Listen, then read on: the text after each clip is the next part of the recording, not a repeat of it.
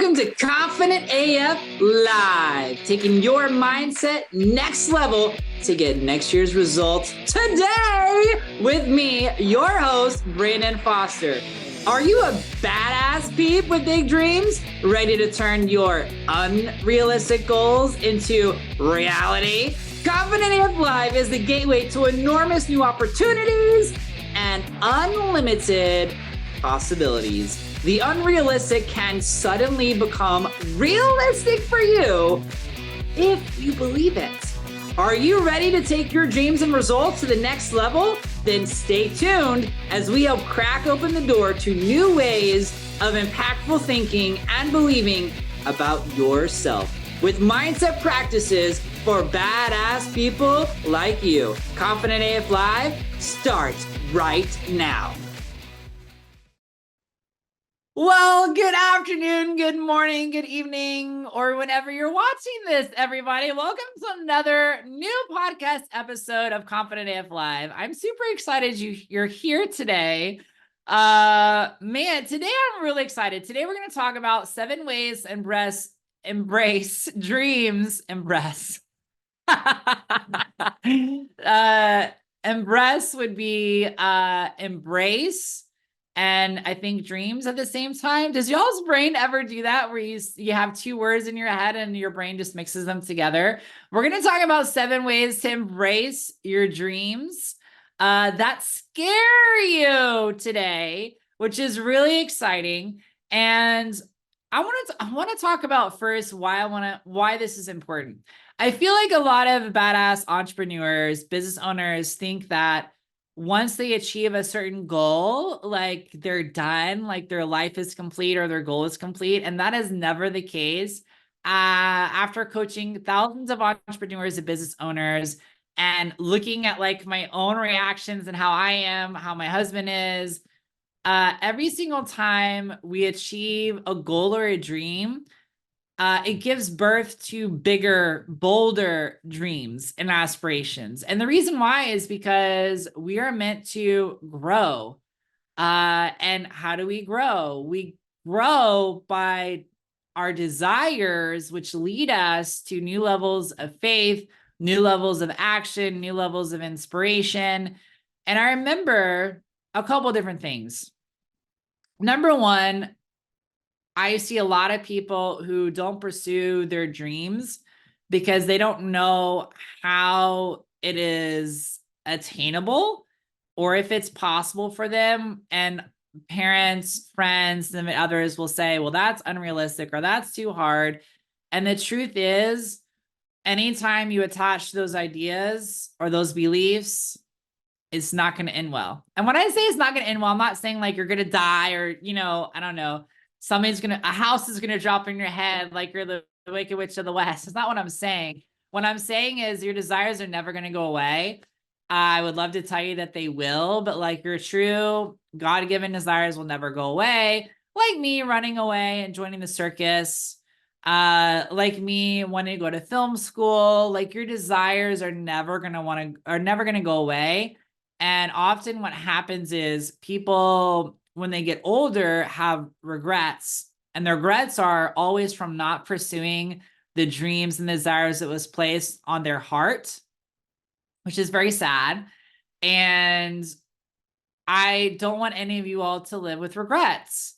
And I also don't want you all to be remaining in this place of like fear and trepidation of, oh my gosh, I just achieved this and now I want to do this. Because what I found is, as you get close to achieving one goal, like the goals are magnified and amplified. It's kind of like God will not give you the next dream and the next level of desire until you're ready to start taking action to integrate it and to believe it's possible for you, your life, and your business. And it's also okay too if you achieve something massive and that's all you've dreamed about your entire life and you're like, I really don't know what is next after this. Like that happened to my husband. He'd wanted to be a clown in the circus. He did that. Then he wanted to be a boss clown. He did that. He wanted to headline the circus. And one of the headliners got hurt. So he did that for a year. He was in a juggling act. Like he accomplished everything he wanted to with Ringling Brothers Circus. And then it was like, what do I do next? And I feel like the other piece of this is that oftentimes your dreams, goals, aspirations that you want in your heart, you can't always clearly define or articulate what that actually looks like, but you have an idea. And so the one thing that I've been telling everybody recently is remain open to unlimited possibilities of how that looks and how that can happen.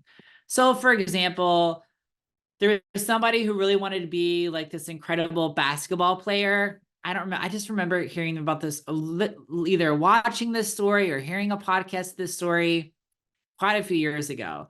So it's a little hazy now. But the basic story was this person grew up, wanted to be this incredible basketball player. They had a sports injury in college, so they could never play basketball again. And instead, they became this incredible coach for basketball and just slayed at it. And the idea is that their idea of fulfilling their dream of working in basketball was as an athlete, but it turns out it was in more alignment. It was better for them to be a coach. And so I think sometimes we get ideas in our heads about how exactly we're going to achieve our goals, dreams, aspirations, and we have to remain open to the possibilities. So there's a riff, rant, and reframe for all of you that I didn't expect to do. So let's talk about 7 ways to embrace your dreams that really scare you. These are the big ones. These are like, I want to be a A-list actor. These are, I want to be an NFL player. These are, I want to own $100 million business. Like these are the big goals, dreams, aspirations. How do we embrace those and not, because a lot of times people try to push these away, like you're crazy, like get out of my head, like that's impossible, I can't do that. How do we embrace these and embrace them to a way that we believe in the possibility that they are realistic for us, that they are achievable, that they are attainable, and start taking action toward them? How do we do that? So step number 1 is let them gestate on their own and protect them. Like you don't have to, when God gives you like a really big, awesome dream, you don't have to go tell your significant other. You don't have to go tell your mom or your dad or your kids. You don't have to go tell the neighbor. Like you don't need to go run, tell people, especially when that dream is very different from your current reality. Because just because your dream is different from your current reality doesn't mean it's not possible, but it means more things have to shift, rearrange, reorganize, steps to take to get where you want to go. So you don't have to run out and tell everybody about what your goal, dream, and aspiration is. You get to keep it to yourself. Think of it like as like an acorn. Protect it. Let it get solid. Let it get its job done. Let it get a solid root system. Let it anchor into roots so that it can't get uprooted by other people's fear, other people's doubts, other people's insecurity, other people's BS. Let's not do any of that. So step number 1 is just let the roots gestate, anchor in, enjoy the dream itself and allow it to marinate and ponder and let it just move its way through your body into your heart and anchor in. That's number 1. Number 2, and this will happen, you'll have this like desire, this idea, well, wouldn't it be cool if, and then it's almost like because your brain doesn't want to, like, it's hard for your brain to imagine because it's so far removed from your current reality. It's like your brain automatically like squashes it or says, well, that's unrealistic or that's not possible or whatever. Or you're crazy. Like, where are you going, brain, or whatever. Remind yourself that what once seemed crazy to you became normal, and there's a new normal available. There's always a new normal available. So it's kind of like,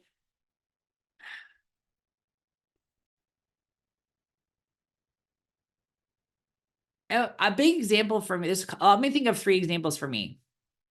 One would be having people hire me as a business mindset coach, right?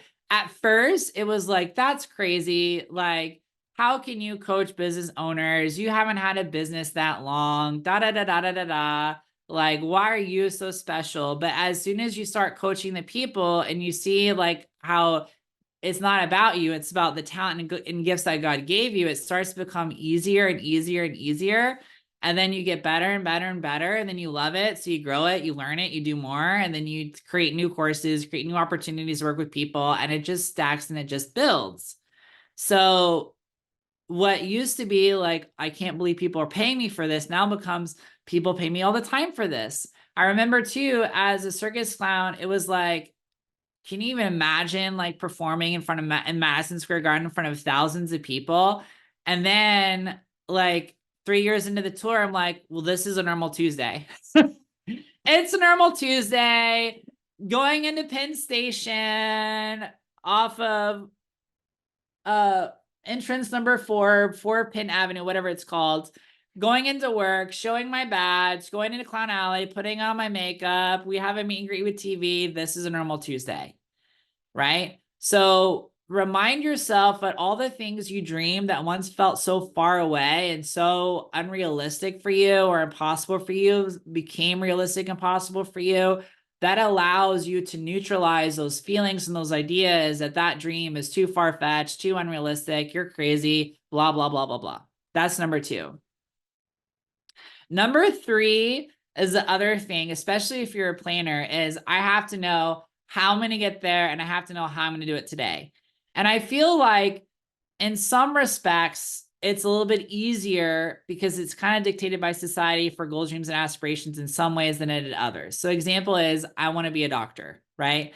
Well, it's like, okay, you got to go get your bachelor's and you're going to go to medical school and then you're going to do your residency and then you're going to do it, right? But in other things, like for me, being a circus clown after they closed down Clown College, Ringling Brothers Barn Bay Clown College is like, I have no idea how they're hiring clowns. I have no idea how to even audition or what to do. Getting into film school was one that was for me, which is like, how am I even gonna apply? Like, I'm a circus clown. Like, yes, I have my bachelor's, but it's been so long. How am I gonna get into grad school? Like, it's really important that you don't feel like you have to plan out every single step to achieve that dream. The example I gave on a one-on-one coaching client today is, I don't know if you all have heard the really incredible story that Jim Carrey carrying around a $25 million check that he wrote himself. And he declared that he was going to be this amazing actor, be very successful, and he was going to deposit this check. So he carried on this check for like a really, really long time. And the thing is he didn't know how that was going to happen and manifest. He didn't know what movies he was going to do, who he was going to meet, what producers, what casting directors, what scripts. Like, he didn't know any of that stuff. He just had faith and belief in the dream itself and took one action after another. So what I see a lot of people do with their big goals, dreams, and aspirations for their business, for their life, for their family, for their finances, whatever it is they want to write down all the steps, want to know exactly how it's going to happen. And you have to keep detaching from the how and remain open to unlimited possibilities, because God loves to do things not by the book. And I learned this a long time ago, talking to people who were in Hollywood about how all of them broke into the business. Not one story was the same. They were all different ways. There's unlimited possibilities. And so that's really, really important with your dreams, to not get attached to the how, and just realize that belief is what matters, anchoring into the belief of it. And the how will be shown to you one step at a time. That's the other piece, is like, you will have action to take. You will have to leave the bird's nest to go get the worm, and it will be shown one step at a time. But that's all you need to know, is one step at a time. Okay, that is number 3. Number 4 is, nothing has to be done this red hot minute. Like, when you get a new divine download of this awesome dream, goal, inspiration, whatever it is, no action has to be taken right now. You'll sometimes be inspired to take action. Oftentimes you'll get ideas that come to your head about it or how you could go about it. I encourage you all to write it down. That way you don't have to try to compartmentalize it in your brain. Your brain works like a filing system. And the more stuff that's not written down on paper, not written down on your computer, like not written down in the tangible world, your brain tries to like keep it all inside. And it's better if you write it out. So nothing has to be done this red hot minute. So there's no urgency that's required, because a lot of people think they have to like act right away and do a whole bunch of stuff, because if not, the dream won't happen. It won't come true. They'll miss their opportunity. I truly believe that if you miss the so-called opportunity that God has for you, like another one can be created. Like it's not a big deal. It's not like God can't create another opportunity. Like why are we stressing out about missing an opportunity? Because there's unlimited opportunities for you. Also, the more you remain open to possibilities, the more opportunities you're going to see. So another reason to remain open. Number 5, which I just said, is remain open to unlimited possibilities. So I learned this a really long time ago in the travel business, because a lot of people be like, well, I don't know how I'm going to find the leads. I don't know how I'm going to find the people ready to travel, find the bookings. Well, there's literally millions of people looking to travel, millions of people who don't want to do all the work, don't want to have to do the research, that want to find the best prices, millions and millions. And I would say, well, you can, your hairstylist, someone at the hairstyle place, someone at the gym, someone at church, someone doing your, those little tubes in your house, the insect tubes where they spray the stuff in there. I mean, there's, of course, social media, like there's thousands of possibilities. The more that you remain open to possibilities in your life and in your business, the more opportunities you're going to see, the less you're going to create resistance around like sales goals and things of that nature. Because if you can keep remaining open to all the different possibilities, all the different ways you can hit a sales goal, all the different ways that money can come, all the different ways you can get new clients, it becomes even better, easier to get behind, easier to anchor into faith, easier to believe and stay in that vibrational state of knowing that it's possible for you. Number 6 is when you do start taking that inspired action toward your goal, dream, or aspiration, when you do start doing that, don't be fooled by how things look. And what I mean by that is, I had a one-on-one coaching client, and in elementary school, how sometimes they'll have you do the flower garden exercise where they give you the little white or black cup with the soil, and you put the little baby lima bean seed or whatever in it, and then you water it, and then you just wait and you wait and you wait, and so you actually start to see it sprout. So it was an experiment like that, and their son or daughter had brought it to their house, and they kept watering it, kept giving it sunlight, but like nothing was ever happening. And the mom was like, this is not working. The seed must be bad, or the soil must be bad, or something. It's not working. So she had already decided to toss it. So the next morning she got up to throw it away. And lo and behold, the day that she had decided she was going to throw it away was the day that it actually finally started to sprout a green leaf, and she could see it, and it was very clear. It was very obvious.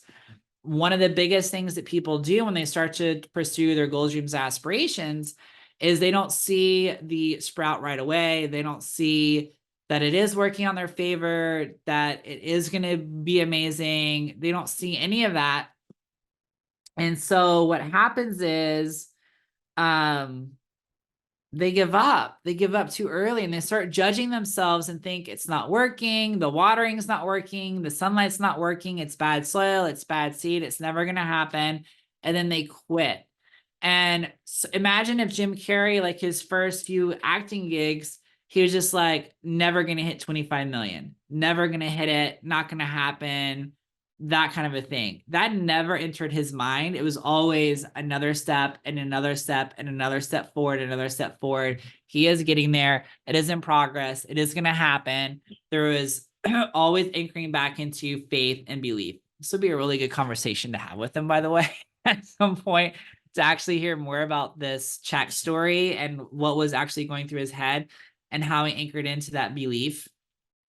And a lot of business people have done this for a very, very long time. But it is just really important that when you start taking action towards your goal, dream, aspiration, especially ones that scare you, let's not keep score of anything but progress.